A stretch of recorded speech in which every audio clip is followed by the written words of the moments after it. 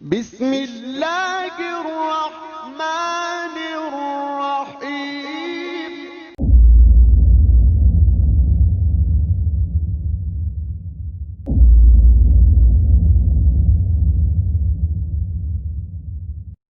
The next question from Naveed Ahmed, an Afghan immigrant living in Canada.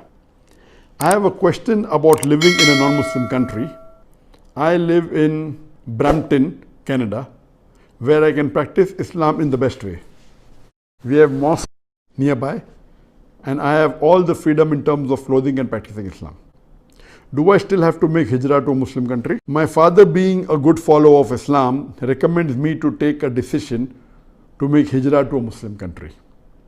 I would appreciate to get a reply from you. A similar question is posed by Saad Khan, Mississauga, Canada. In your talks, you have emphasized not to migrate to non-Muslim countries like North America. As I was residing in the Middle East, I couldn't continue because no one is allowed to stay there because of citizenship.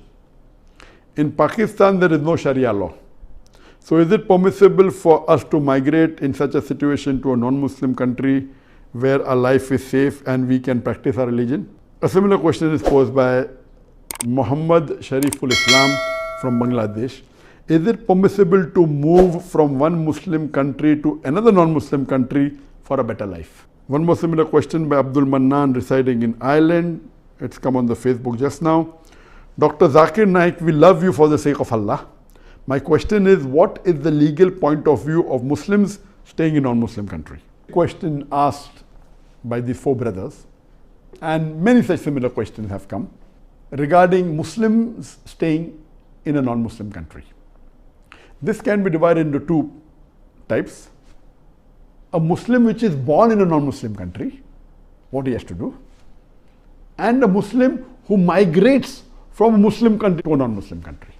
Allah subhanahu wa ta'ala clearly mentions that and gives us guidance regarding this topic. Allah says in Surah Nisa chapter number 4, verse number 97, when the angels of death come to take the soul of the person who has died in sin against his soul, and asks him, what is your state? And he replies that we have lived in oppression on this earth. Our state was very bad, oppressed. Then the angel replies that the earth of Allah subhanahu wa ta'ala was spacious enough for you to migrate from the evil. And for such people, Allah continues, their abode is hell, a refuge of evil. And this verse was revealed in context in Muslims living in non-Muslim countries. This verse, if you read the Nuzul Quran, and people write in bracket, mentioning for the Muslim living in non-Muslim country. It says that when the angel of death comes to take the soul of the person who has died in sin against the soul and ask them, what is your state? They reply, we lived in oppression on this earth. And the reply is that the earth of Allah subhanahu wa ta'ala was spacious for you to move away from evil. That means the world of Allah subhanahu wa ta'ala is so big that if you are living in a space where there is oppression, where there is shirk, where there is activity which is un-Islamic, you have to migrate. And if you do not, Allah says, your abode is hellfire, a refuge which is evil. The next verse says, in Surah Nisa chapter 4, verse number 98, as to those who are in oppression, and men, and women, and children, who don't have the power, or do not have the facility to migrate. Verse number 99 says, Allah will forgive them.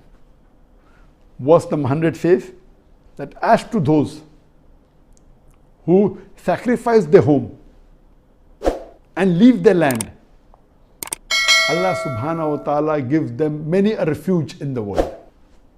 And if the person dies as a refugee away from his home, Allah subhanahu wa ta'ala will reward him. Here Allah is talking about those who do hijrah for the sake of Allah and His Rasul. With those who leave their home for the sake of Allah and His Rasul and take refuge. The land is very big. He'll find many refuge. And if he dies away from his home as a refugee for the sake of Allah and His Rasul, Allah will surely reward him. So from this verse, all the scholars, they agree that if a person is living in a non-Muslim land, there can be three options. Number one option is that he cannot practice his deen freely. Practicing deen hidingly is not acceptable.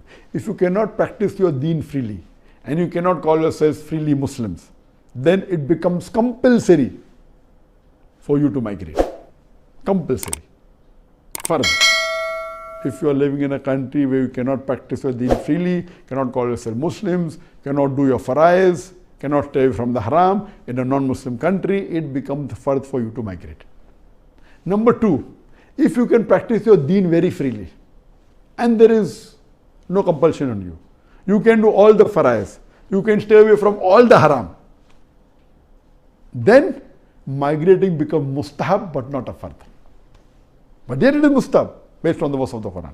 So the scholars say if you are living in a non-Muslim land where you can call yourself Muslim freely, practice your deen, there is no harassment at all, then migration becomes mustahab but not a fard.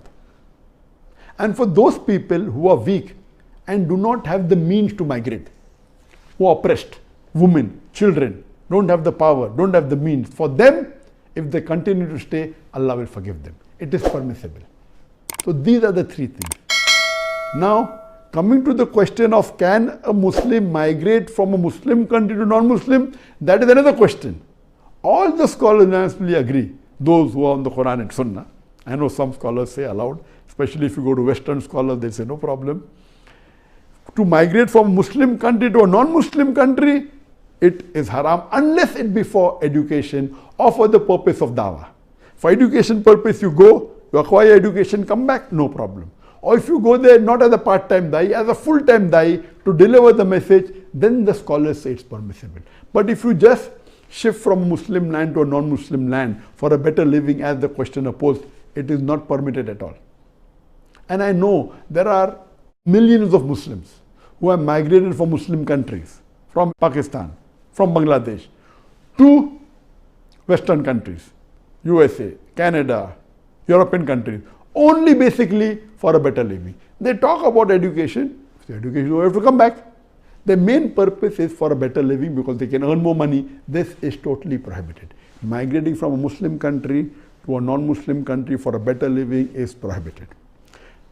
If you are born in a non-Muslim country, then the options are three. If you can not practice your deen freely, it becomes compulsory to migrate. If you can practice your deen freely, it is mustahab to migrate, not a fard. I know there are many Muslims born in non-Muslim countries. A large percentage of the Muslim ummah are living in non-Muslim countries. If they are born there and if they can practice their deen freely, according to me, nowadays there are very few countries in the world, non-Muslim countries in the world, where you can actually practice very freely. And that also, in those countries, it will not be total freely, but to a great extent.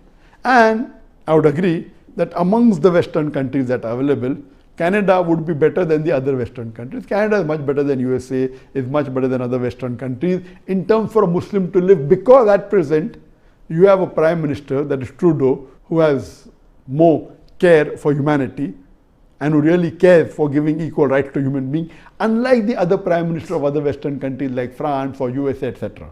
So amongst the Western countries, the best of the worst countries would be Canada. But coming to the question, what is the reason that Allah subhanahu wa ta'ala has requested you to migrate? What is the reason? And our beloved Prophet said, it's mentioned in a Sahih Hadith of Abu Dawud, volume number 3, Hadith number 2645. And this Hadith is mentioned Sahih by Albani. The Prophet said, I disown those Muslims who live amongst the mushrikeen. I disown those Muslims who live amongst the idolaters. It's a Sahih Hadith. The Prophet is disowning all the Muslims who live among the mushrikeen. The reason is two. Number one, is a Muslim may not be able to practice Islam in totality. They may be, he can follow some aspects of deen. He cannot freely say he's a Muslim, he cannot freely offer salah, etc. And the second is the associated factors of that environment is such that it prevents you from doing the sunnah and the faraiz and takes you closer to the haram activities. Let me give you a better explanation. There are very few non-Muslim countries that really you can be proud to be Muslims. And in those countries also certain areas, not throughout the country. Secondly, one thing you have to understand that almost all the Western countries, the atmosphere is not very convenient for the Islamic lifestyle. Number one, in almost all the Western countries, there is obscenity. The obscenity is coming on your face.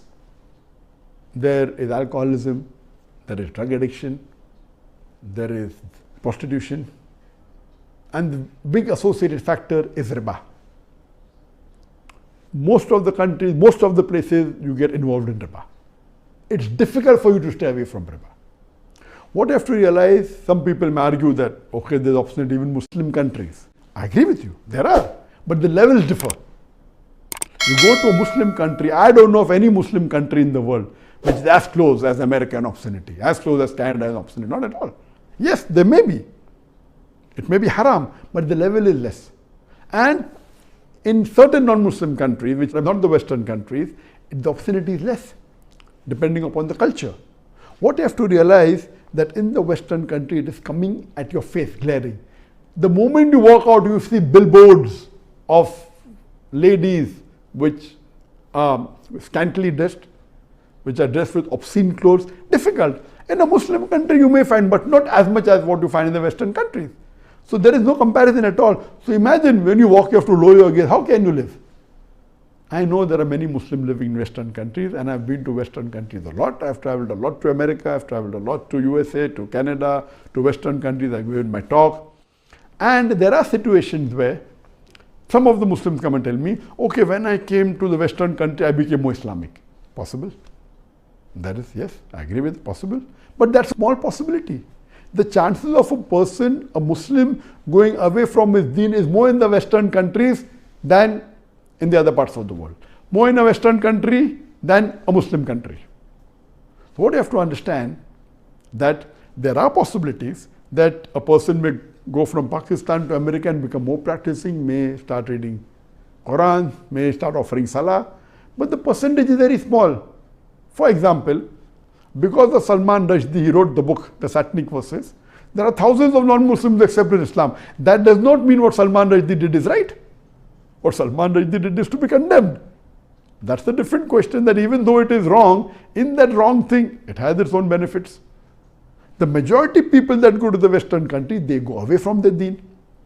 According to the PEW report, and the PEW report, the Pew report is supposed to be authentic, done by non-Muslims, it says that in USA, 25% of the Muslims born in Muslim family, they leave their religion every year. Imagine, 25% of the Muslims born in a Muslim family every year leave their deen. But the good part of it is equal number of people even come close, even accept Islam. So the number of Muslims in USA remains approximately same. The number leaving and number coming is same. That's the reason the number of Muslims approximately, different statistics say in a population of about 350 million people in USA, the Muslims, some say 4 million, some say 5 million, some say 3 million, some say 2 million. It is approximately 1%, but surely not more than 2%. It is close to 1%, 3 million. Imagine 25% every year leave their deen. That means they're playing with fire. I know so many of the duats who lived in USA, got their citizenship, got their green card, but they came back because they couldn't risk their family. I know many people tell me, oh, because when we go to USA, when we go to Canada, there is a Muslim community center. The moment a person goes away from his country or goes away from the people of like-minded and he stays in a minority, there are possibilities that you make your own community. But that's a very small possibility. I have traveled to USA so many times. I have gone to many conferences. What you have to realize that what you see is just the outside world. I know many of the good dais whose children have got into drug addiction, whose children have got into adultery, into alcoholism. You can't stop it. It is coming on you. Yes, I know even in Muslim countries like Pakistan, Bangladesh, people are involved in all these evils, but the percentage is less. For the questioner to say that there is no Sharia followed in Pakistan as though Sharia is followed in Canada, it's totally wrong. Between Canada and Pakistan, Pakistan will be 1,000 times better than Canada. I know there are evil practices in Pakistan, in Bangladesh, but yet it is 1,000 times better than a non-Muslim country. With all the problems, yes, only way the non-Muslim country can be better is you may get more money, you may get more luxury, you may be able to drive a Mercedes car, but you are a very bad businessman. This is only for few years. You live in this world for how long? On average for about 70, 75 years. You may die at the age of 10, 20, at the age of 90, average 70 years. But what will happen in the Akhirah? In the Akhirah, you are sacrificing your luxury. If you take pains here and sacrifice your luxury here, in Akhirah, you will go in Jannah. So I have, alhamdulillah, prevented thousands of Muslims from Pakistan, from Bangladesh to migrate to America and to Canada and USA. Alhamdulillah, thousands of them. So migrating is out of the question. If you are born, then is the question migrating is further or not. But you migrating from a Muslim country to a non-Muslim country for a better living is totally prohibited. Even though it may be a country like Canada, it may be better than the other countries. I know there are many refugees going there, but yet, what you have to understand that Allah has made it very clear cut. That if you are born in that country, then you have option migrate or not. Migration is the best, number one. If you cannot follow your deen, it becomes the fard. If you can follow your deen, it becomes mustahab. Unless you are oppressed or weak or have no means, then it's permitted. I know many guys today from USA who want to come to Malaysia. I don't want to take their name because they may not have told to others. They spoke to me on one-to-one level and they want to migrate to a Muslim country. And as I said in my earlier answer, one of the best Muslim countries to live today amongst all the Muslim countries, Malaysia. There are negative points, but alhamdulillah, as a whole, it is the best available. Most of the dais that I know of, they know when I also go to give lectures, the person may be a president of an Islamic organization, but we know that his parents come and tell us, oh, the person is involved in these wrong activities, these haram activities, he has got so many girlfriends, he does zina. That's not known to the world. Zina is very common. So the percentage of Muslims living in Western country doing zina is multiple times more than living in a Muslim country. You cannot compare. There are sins in the Muslim countries, but the level in the non-Muslim countries is much higher. I know many dais who want to leave. There are few dais who promote and say, oh, I'm very happy and because of America I've become a good Muslim. All this is nonsense. They don't know the Quran well. They talk about the Quran, but according to me, don't they know the verse of this Quran? And the context was Muslims living in non-Muslim land of Surah Nisa, chapter 4, verse number 97. Where Allah says, if you live among the mushrikeen, you will go to hell. It is very clear cut. How can they say, how can they misguide the people by saying, oh, America is very good, it has changed my life. What you should do? I am thankful to Allah subhanahu wa ta'ala. Even staying in America, Allah has saved me. This should be a dai. Not promoting America. For what? The person which is against the Muslim, the country which is against the Muslim as a whole, how can you promote such a country? So these dais have actually, I don't agree with them at all. But they are very few. In percentage wise, a very small number. But the majority of the dais, even today, when I meet them on a personal level, they would love to migrate. And some of them are staying because, okay, they want to convey the message, no problem.